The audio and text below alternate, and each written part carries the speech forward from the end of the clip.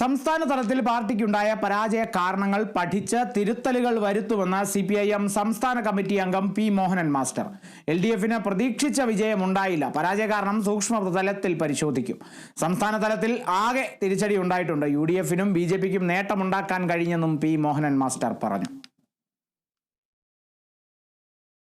പ്രാഥമികമായി ഇടതുപക്ഷ ജനാധിപത്യ മുന്നണിക്ക് പ്രതീക്ഷിച്ച വിജയം മുന്നേറ്റമുണ്ടാക്കാൻ കഴിഞ്ഞിട്ടില്ല. ഇതിലും മെച്ചപ്പെട്ട വിജയമാണ് ഇടതുപക്ഷ ജനാധിപത്യ മുന്നണി പ്രതീക്ഷിച്ചിരുന്നത്. അതുണ്ടായില്ല.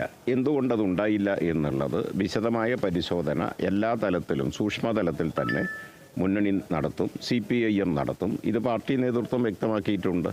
പരിശോധിച്ചതിന് ശേഷം എന്ത് എല്ലാം മാറ്റങ്ങളാണോ വരുത്തേണ്ടത്, ഏതെല്ലാം തിരുത്തലുകൾ എവിടെയെല്ലാം ആവശ്യമുണ്ട്, അതെല്ലാം വളരെ ഗൗരവമായും അതുപോലെ തന്നെ സമയബന്ധിതമായും CPIM-ഉം ഇടതുപക്ഷ ജനാധിപത്യ മുന്നണിയും അത്തരം കാര്യങ്ങളെല്ലാം ഗൗരവത്തോടെ ആലോചിക്കും. ജനങ്ങളുമായുള്ള ബന്ധം കൂടുതൽ മെച്ചപ്പെടുത്തി